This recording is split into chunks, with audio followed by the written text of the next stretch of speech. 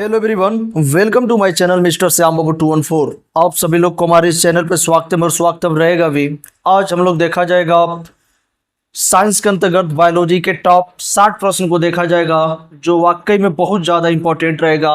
और हर एक topic biology के संपूर्ण चैप्टर के अंतर्गत इस 60 क्वेश्चंस को लिया गया है, जिसमें ब्रेन के माध्यम से बॉडी के अंतर्गत, वनस्पति के अंतर्गत, बॉटनी के अंतर्गत और जीव विज्ञान के अंतर्गत, यानी हर एक प्रकार के इसमें क्वेश्चंस को प्रोवाइड किया गया है और मेंशंस किया गया है। तो आप सभी लोग हमारे साथ साथ जुड़ जाइएगा और हमारे साथ साथ ही आप सभी लोग हर एक क्वेश्चन का आंसर देने की कोशिश कीजिएगा, जिसके लिए आप लोग को हमारे छोटे से प्यारे से और चैनल को सब्सक्राइब करके रख लीजिएगा। तो चलिए सबसे फर्स्ट क्वेश्चन को स्टार्ट करते हैं। फर्स्ट क्वेश्चन को देखने से पहले सबसे पहले हम लोग थंबनेल का कुछ क्वेश्चंस को देखा जाएगा, जो 5 प्रश्न है और इसी हमारे प्रश्न के अंदर ही उसके आंसर छिपे रहेंगे, जो आप लोग को उसके आंसर्स भी बताना रहता है। तो चलिए स्टार्ट करते हैं। सबसे पहले थंबनेल का क्वेश्चन देखते हैं। फर्स्ट क्वेश्चन और उसका आंसर है कि मस्तिष्क के सबसे बाहर का जो स्तर होता है, जो बाहर का लेयर होता है ब्रेन का, उसे क्या नाम होता है? तो उसका नाम है ड्यूरा मैटर। जो मस्तिष्क यानी ब्रेन के सबसे बाहर लेयर का नाम ड्यूरा मैटर होता है। और सेकेंड क्वेश्चन और उसका आंसर से देख लिया जाएगा कि वनस्पति विज्ञान के जनक, जो हम लोग बॉटनी पढ़ा जाता है बायोलॉजी, तो बॉटनी यानी विज्ञान, वनस्पति विज्ञान के जनक कौन है? तो थियोफ्रेस्टस। थियोफ्रेस्टस जो है एक वैज्ञानिक है साइंटिफिक, जिनका नाम है थियोफ्रेस्टस, जो वनस्पति विज्ञान के जनक माने जाते हैं। नेक्स्ट है कि जीव विज्ञान का जनक किसे कहते हैं? तो जीव विज्ञान का जनक अरस्तु है। जीव विज्ञान का जनक अरस्तु माने जाते हैं। नेक्स्ट को देखा जाएगा, फाइब्रिनोजन होता है जो रुधिर में विद्यमान व यकृत में बनता है। यदि बोला जाए कि फाइब्रिनोजन किसमें विद्यमान वो बनता है, तो रुधिर में विद्यमान होता है। फाइब्रिनोजन रुधिर में विद्यमान होता है और किसमें बनता है? तो यकृत में बनता है।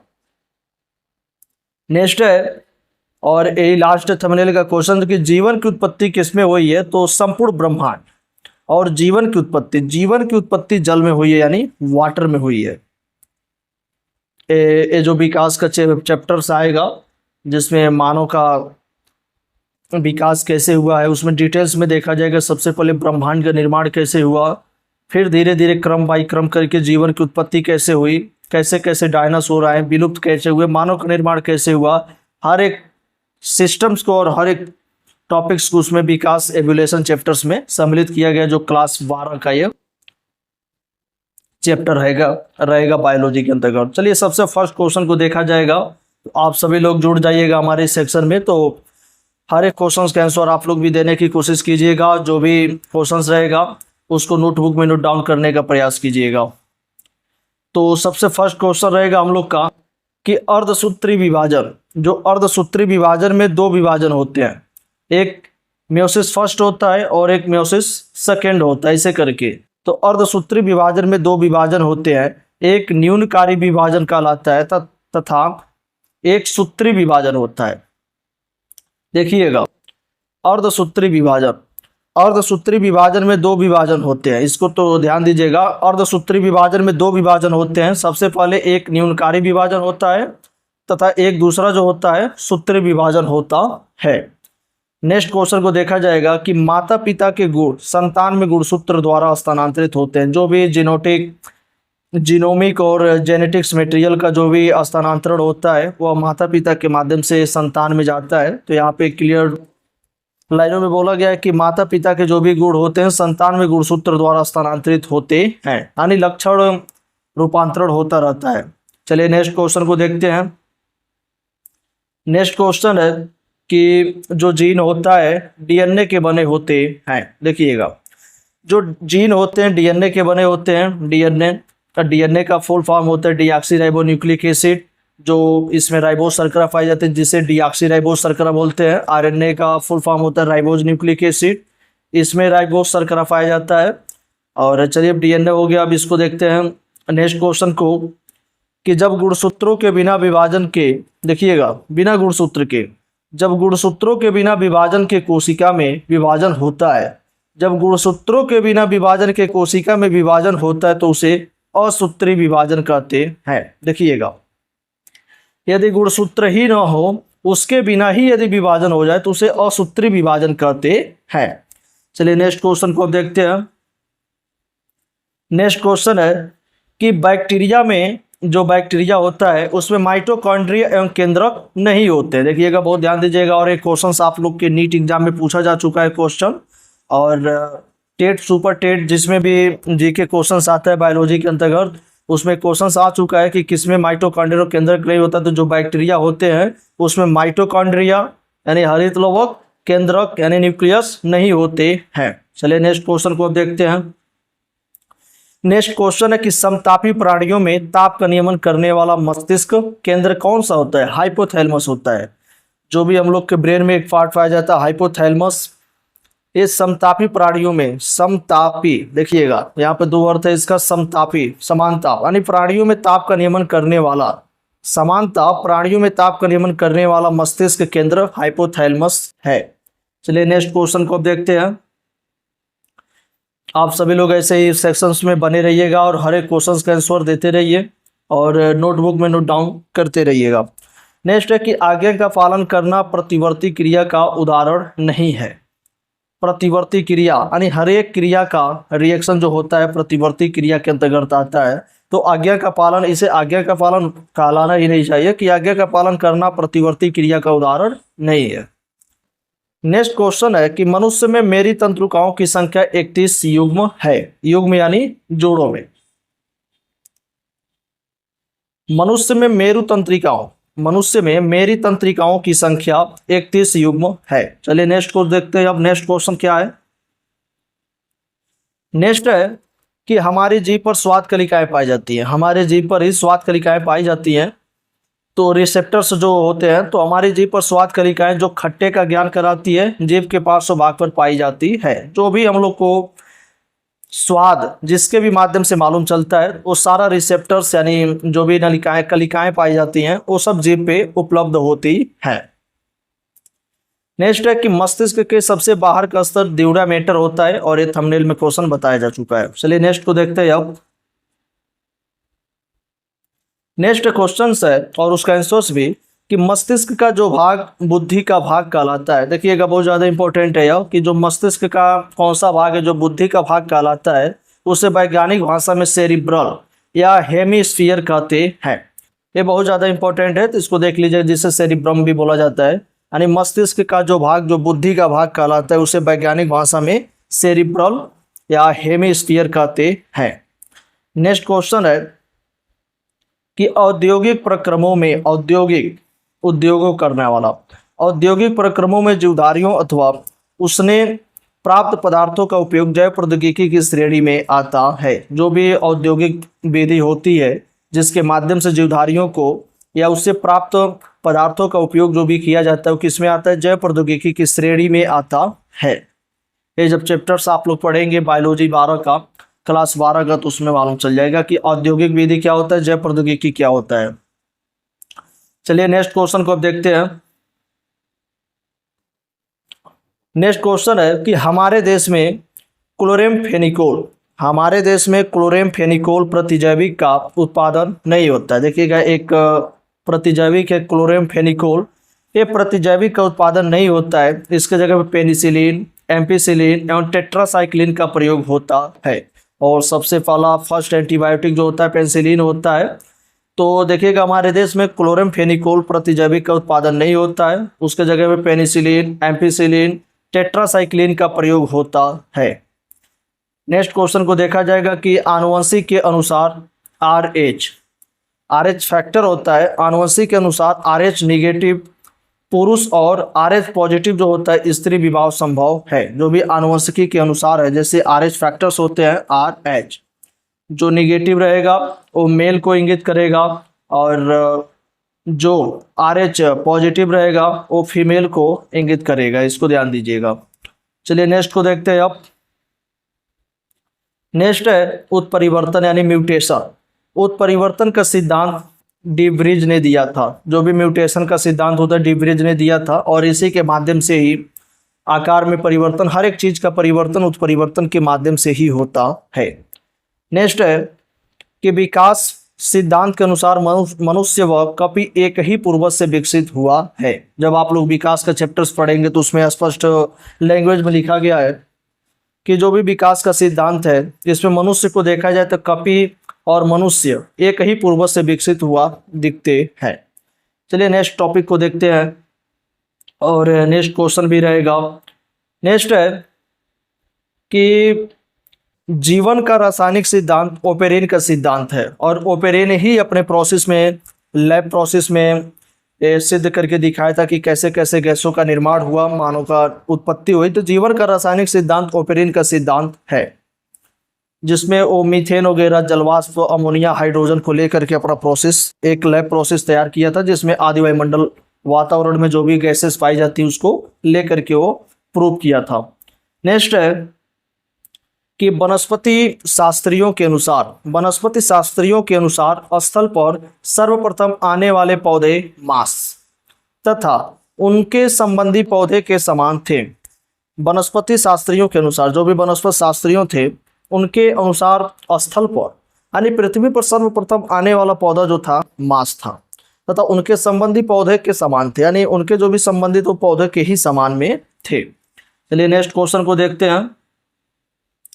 नेक्स्ट क्वेश्चन है हम लोग का कि मनुष्य में अवशेषी अंग, देखिएगा ये बहुत ज़्यादा रोल इंपॉर्टेंट करता है कि मनुष्य में अवशेषी अंग, जो भी अवशेषी अंग होते हैं, यानी इसका मतलब होता है अवशेषी अंग का मतलब यानी ऐसा अंग जो आज से लाखों, करोड़ों, अरबों साल पहले उसका उपयोग हो रहा था और आज के प्रेजेंट टाइम में उसका उपयोग खत्म हो चुका है, तो उसी को अवशेषी अंग कहते हैं। तो आप लोग के एग्जाम में पूछता है कि मनुष्य का अवशेषी अंग क्या क्या होता है, तो इसके लिए आप लोग को चैप्टर को डिटेल्स में पढ़ना पड़ेगा। क्लास 12 का बायोलॉजी विकास चैप्टर्स उसमें देख लीजिएगा, जिसमें कण पल्लव की पेशियां भी आता है।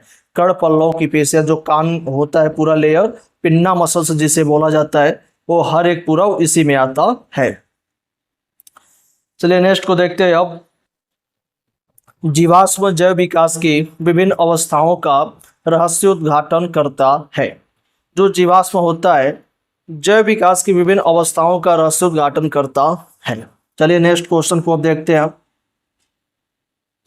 नेक्स्ट क्वेश्चन है और ये थंबनेल का भी क्वेश्चन है कि वनस्पति विज्ञान के जनक थियोफ्रास्टस थे, और ये भी थंबनेल का है कि जीव विज्ञान का जनक अरस्तु थे। चलिए नेक्स्ट क्वेश्चन को देखते हैं और ये बहुत प्यारा सा क्वेश्चन है कि मानव शरीर की संरचना का पता लगाने वाला पहला वैज्ञानिक एंड्रियास विसेलियम था।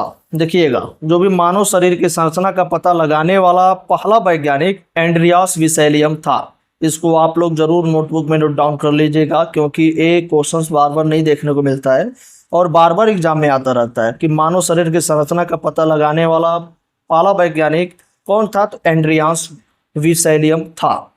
नेक्स्ट क्वेश्चन है कि वृक्क प्रत्यारोपण, यानी देखिएगा किडनी ट्रांसप्लांटेशन होता है, जो एक मनुष्य में यदि किसी पार्ट ऑर्गन का सिस्टम से यदि खराब हो चुका है तो दूसरे व्यक्ति के ऑर्गन सिस्टम को लेकर के और इसमें लेकर के कवर करना, वही ट्रांसप्लांटेशन है, प्रत्यारोपण होता है। तो जो वृक्क प्रत्यारोपण में भाई या अत्यधिक निकट संबंधी का वृक्क ही लिया जाता है, क्योंकि दोनों के वृक्कों का आनुवंशिक संगठन एक जैसा होता है। देखिएगा इसमें ये भी स्पष्ट रूप से बोला गया है कि या तो भाई हो सकता है, नहीं तो अत्यधिक निकट हो, यानी बहुत ज़्यादा क्लोज संबंधी कोई हो जिसका ऑर्गन सिस्टम से लेकर के वही प्रत्यारोपण किया जा सकता है, अन्यथा नहीं। चलिए नेक्स्ट क्वेश्चन को देखते हैं। अब नेक्स्ट क्वेश्चन है कि मानव 1 मिनट में 16 से 18 बार सांस लेता है। और नेक्स्ट है कि स्तनी प्राणियों में जो डायाफ्राम होता है उसका सबसे महत्वपूर्ण कार्य श्वसन विधि में सहायता करना है। यदि डायाफ्राम का कोई कार्य पूछे तो स्तनी प्राणियों में, देखिएगा स्तन प्राणियों में, स्तनी प्राणियों में डायाफ्राम का सबसे महत्वपूर्ण कार्य क्या है, श्वसन विधि में सहायता करना होता है। चलिए नेक्स्ट क्वेश्चन को देखते हैं। अब नेक्स्ट क्वेश्चन है और बहुत प्यारा सा क्वेश्चन है इसका कि जब कोई व्यक्ति सांस लेता है तो ऑक्सीजन रुधिर में हीमोग्लोबिन से संयोग करती है। देखिएगा बहुत अच्छा टॉपिक है कि जब कोई व्यक्ति यदि सांस लेता है, सांस क्या लेता है, O2 यानी ऑक्सीजन, तो जो भी ऑक्सीजन होता है ये सीधे रुधिर में हीमोग्लोबिन के माध्यम से संयोग करता है। अब देखा जाए नेक्स्ट क्वेश्चन है कि जो भी श्वसन गुणांक होते हैं आर क्यू, जो भी श्वसन गुणांक होते हैं RQ का तात्पर्य उत्पादित कार्बन डाइऑक्साइड तथा प्रयोग में आई ऑक्सीजन का अनुपात होता है, यानी CO2 अनुपात O2। ये जो भी श्वसन गुणांक RQ होते हैं उसका तात्पर्य उत्पादित कार्बन डाइऑक्साइड तथा प्रयोग में आई ऑक्सीजन का अनुपात होता है। चलिए नेक्स्ट क्वेश्चन को देखते हैं और उसका आंसर्स को भी देखते हैं कि DNA कुंडलन संरचना वाटसन एवं क्रिक ने बताई थी।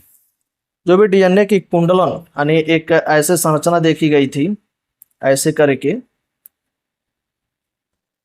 तो ये जो संरचना देखी गई थी इसका जो भी बताया जाता कि किसने बताया था, तो इसका जो बताए थे उन वैज्ञानिक का नाम है वाटसन एवं क्रिक ने। चलिए नेक्स्ट क्वेश्चन को देखते हैं। नेक्स्ट है कि RNA में DNA यूरेसिल तत्व के कारण भिन्नता होती है। देखिएगा ये बहुत ज़्यादा इंपॉर्टेंट है और हर एक एग्जाम में पूछा जा चुका है, तो आप लोग ज़रूर इसको अच्छा से देखिएगा। दो क्वेश्चंस जो बताने वाले हैं कि देखिएगा जो DNA होता है, DNA में यूरेसिल नहीं पाया जाता है, इसके जगह पे थायमिन पाया जाता है। लेकिन जो RNA होता है, RNA में यूरेसिल पाया जाता है और थायमिन नहीं पाया जाता है। तो इस पे बार बार क्वेश्चंस पूछता है कि DNA में क्या एब्सेंट होता है, तो यूरेसिल। क्या प्रेजेंट होता है, तो थायमिन। RNA में क्या एब्सेंट होता है, तो यूरेसिल। और क्या प्रेजेंट होता है, RNA में क्या एब्सेंट होता है, तो थायमिन होता है। क्या प्रेजेंट होता है, तो यूरेसिल। यानी सीधे तौर पे इसमें बोला गया है कि जो भी RNA होता है उसमें DNA यूरेसिल तत्वों के कारण भिन्नता होती है, यानी RNA में यूरेसिल पाया जाता है, DNA में थायमिन पाया जाता है। चलिए अब नेक्स्ट क्वेश्चन को देखते हैं। नेक्स्ट है कि जैव प्रौद्योगिकी विभाग विज्ञान एवं प्रौद्योगिकी मंत्रालय के अधीन होते हैं। जो जैव प्रौद्योगिकी विभाग है वो जैव प्रौद्योगिकी विभाग विज्ञान एवं प्रौद्योगिकी मंत्रालय के अधीन है। नेक्स्ट देखा जाएगा कृत्रिम। कृत्रिम एक प्राकृतिक होता है जो नेचर के माध्यम से होता है, कृत्रिम यानी आर्टिफिशियल होता है।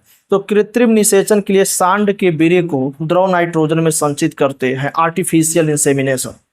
जो कृत्रिम निषेचन होता है तो इसके लिए क्या होगा, सांड का वीर्य निकाल करके द्रव के साथ नाइट्रोजन में संचित करते हैं, यानी N2 में, और इसकी सांद्रता को कम करके किया जाता है प्रोसेस में। चलिए नेक्स्ट क्वेश्चन को देखते हैं अब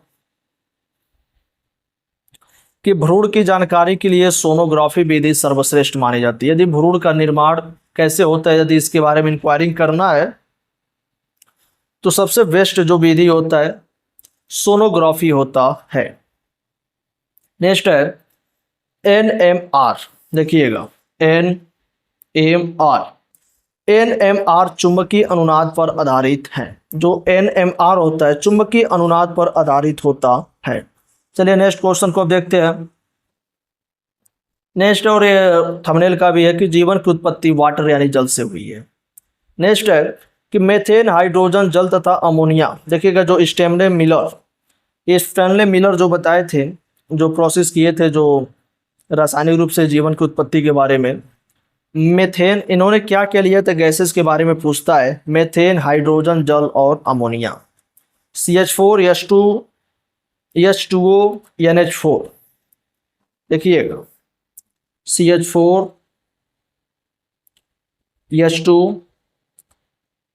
H2O, NH4। मेथेन, हाइड्रोजन तथा जल, अमोनिया ने अमीनो अम्ल का निर्माण किया। देखिएगा एमिनो एसिड का निर्माण किया था और यह स्टैनले मिलर ने सिद्ध किया, अपने प्रोसेस में सिद्ध किया था इन्होंने, मेथेन, हाइड्रोजन तथा जल, अमोनिया। इतना देखिएगा और इसको नोटबुक में नोट डाउन कर लीजिएगा। चलिए नेक्स्ट क्वेश्चन को देखते हैं। रचना व कार्य यदि दोनों समान हो तो समरूप अंग होते हैं। यदि रचना व कार्य दोनों समान हो तो समरूप अंग होता है। नेक्स्ट क्वेश्चन है कि लिंगी गुणसूत्र के छोड़कर अन्य गुणसूत्र ऑटोसोम के नाम से जाने जाते हैं। ऑटोसोम यानी समान समान। लिंग गुणसूत्रों को छोड़कर के अन्य गुणसूत्र ऑटोसोम के नाम से जाने जाते हैं, और जो भी लिंग गुणसूत्र होता है शायद 2 के पेयर में पाया जाता है। चलिए नेक्स्ट को देखते हैं। अब नेक्स्ट क्वेश्चन है कि फास्फोरस डालने से पौधों के विकास में सहायता मिलती है। जो फास्फोरस यदि डाला जाए पौधों को जड़ों में, तो फास्फोरस डालने से पौधों के विकास में सहायता मिलती है। नेक्स्ट है कि पर्णहरित का पौधे में सूर्य के प्रकाश को अवशोषित करके शर्करा का भंडार करने में प्रयोग किया जाता है। पर्णहरित क्लोरोफिल के माध्यम से, जो भी पर्णहरित पत्ते के माध्यम से आएगा माइटोकॉन्ड्रिया के, कि पर्णहरित का पौधों में सूर्य के प्रकाश को अवशोषित करके शर्करा का भंडार करने में प्रयोग किया जाता है। चलिए नेक्स्ट क्वेश्चन को अब देखते हैं। ये देखिएगा डीएनए के अंतर्गत है कि लाइगेज एक एंजाइम है। जो भी लाइगेज नामक एंजाइम का उपयोग डीएनए के टुकड़ों को जोड़ने का कार्य किया जाता है। देखिएगा एग्जाम में पूछा गया क्वेश्चन है, और ये यूपी बोर्ड भी एग्जाम में भी आ चुका है कि लाइगेज क्या काम करता है। तो लाइगेज जो एंजाइम होता है वो डीएनए के विशिष्ट खंडों को नहीं बल्कि हर एक टुकड़े को जोड़ने का कार्य करता है। नेक्स्ट है कि डीएनए में शर्करा, ये पहले ही बता चुके हैं, डीऑक्सीराइबोस शर्करा पाई जाती है और आरएनए में राइबोस शर्करा पाई जाती है। चलिए नेक्स्ट क्वेश्चन को देखते हैं। नेक्स्ट है टिश्यू। देखिएगा उत्तक संवर्धन। उत्तक संवर्धन के 2 पायलट संयंत्रों का स्थापना नई दिल्ली व पुणे में की गई। उत्तक संवर्धन जो होता है, अरे एक टिश्यू को लेकर के उससे डिवीजन करके बहुत ढेर सारा टिश्यू का निर्माण करना। उत्तक संवर्धन के 2 पायलट संयंत्रों की स्थापना एक नई दिल्ली में हुई, एक पुणे में की गई थी। नेक्स्ट क्वेश्चन और उसका आंसर है कि वाष्पोत्सर्जन में पत्तियों से पानी वाष्प के रूप में निकलता है, और ये तो सब कोई जानता है, तो इसको आप लोग एक बार और देख लीजिएगा कि जो वाष्पोत्सर्जन प्रोसेस होता है वो पत्तियों से क्या होता है, पानी वाष्प के रूप में निकलता रहता है। चलिए नेक्स्ट को देखते हैं। नेक्स्ट क्वेश्चन है कि पेशी में संकुचन का कारण मायोसिन व एक्टिन होता है। जो पेशी में मस्कुलस मसल्स में जो संकुचन होता है मायोसिन व एक्टिन के कारण होता है। नेक्स्ट है कास्ट का सामान्य नाम द्वितीयक जाइलम है। कास्ट का सामान्य नाम द्वितीयक जाइलम होता है। नेक्स्ट को देखा जाए। अब नेक्स्ट क्वेश्चंस को देखते हैं कि हृदय की धड़कन को नियंत्रित करने के लिए पेसमेकर इस्तेमाल किया जाता है, और ये देखिएगा बार बार एक क्वेश्चन पूछा जा चुका है कि पेसमेकर किससे संबंधित होता है। पेसमेकर किससे संबंधित होता है, तो हृदय से संबंधित होता है। इसको जरूर आप लोग नोटबुक में नोट डाउन कर लीजिएगा, क्योंकि क्वेश्चंस नीट में भी पूछा जा चुका है कि पेसमेकर किससे संबंधित होता है। नेक्स्ट है कि सिनेप्सिस तंत्रिका एवं दूसरी तंत्रिकाओं के बीच होता है। जो सिनेप्सिस, अच्छा सिनेप्सिस का मतलब होता है जैसे एक तंत्रिका है और एक तंत्रिका, इसको जो बीच की गैपिंग होती है, ज्वाइंट होता है, उसी को सिनेप्सिस बोला जाता है। चलिए नेक्स्ट को देखते हैं। नेक्स्ट है कि अदरक एक तना है। तो देखिएगा ये तो बायोलॉजी के फर्स्ट या सेकंड चैप्टर का ये 12 का। अदरक एक तना है, जड़ नहीं, क्योंकि इसमें पर्व व पर्व संधियां होती है। अदरक जो है एक तना है, जड़ नहीं होता है, क्योंकि इसमें पर्व व पर्व संधियां होती है। नेक्स्ट है कि प्लाज्मा झिल्ली कोशिका के भीतर तथा बाहर, देखिएगा प्लाज्मा झिल्ली कोशिका के भीतर तथा बाहर जल एवं कुछ विलयों के मार्ग का नियंत्रण करती है। जो प्लाज्मा झिल्ली होता है, प्लाज्मा मेम्ब्रेन, वह कोशिका के भीतर और कोशिका के बाहर जल एवं कुछ विलयों के मार्ग का नियंत्रण करती है। चलिए नेक्स्ट को देखते हैं। अब नेक्स्ट क्वेश्चन है कि फलीदार पादप कृषि में महत्वपूर्ण है। जो फलीदार पादप होते हैं कृषि में महत्वपूर्ण है, क्योंकि नाइट्रोजन स्थिर करने वाले जीवाणु का उनमें साहचर्य होता है। जो फलीदार पादप होते हैं कृषि में महत्वपूर्ण होते हैं, क्योंकि नाइट्रोजन स्थिर करने वाले जीवाणु का उनमें साहचर्य होता है। और नाइट्रोजन स्थिरकारी जीवाणु कौन से होते हैं, राइजोबियम। नेक्स्ट टॉपिक में देखा जाएगा। नेक्स्ट क्वेश्चन है कि प्रत्येक गुणसूत्र में कई जीन्स होते हैं, जिसे जीन भी बोला जाता है। प्रत्येक गुणसूत्र में कई जीन होते हैं। चलिए नेक्स्ट को देखते हैं। अब नेक्स्ट क्वेश्चन है, और ये थंबनेल का भी है, कि जो फाइब्रिनोजन होता है रुधिर से संबंधित होता है और उसका निर्माण यकृत में होता है। नेक्स्ट है कि स्पर्श करने पर छुई मुई पौधे की पत्तियां मुरझा जाती हैं। आप लोग जरूर में छुई मुई पौधे की पत्तियों को देखे होंगे या स्पर्श किए होंगे। तो स्पर्श करने यानी छूने पर या टच करने पर छुई मुई पौधे की पत्तियां मुरझा जाती है, क्योंकि पर्णधार की स्फीति दाब बदल जाती है। चलिए नेक्स्ट को अब देखते हैं। नेक्स्ट क्वेश्चन है कि पौधे नाइट्रोजन को नाइट्राइट के रूप में ग्रहण करते हैं। जो भी पौधे होते हैं, ऐसा नहीं है कि जो नाइट्रोजन होता है नाइट्रोजन को डायरेक्ट एब्जॉर्प्शन या अवशोषण कर लेते हैं, ऐसा कोई माध्यम नहीं रहता है।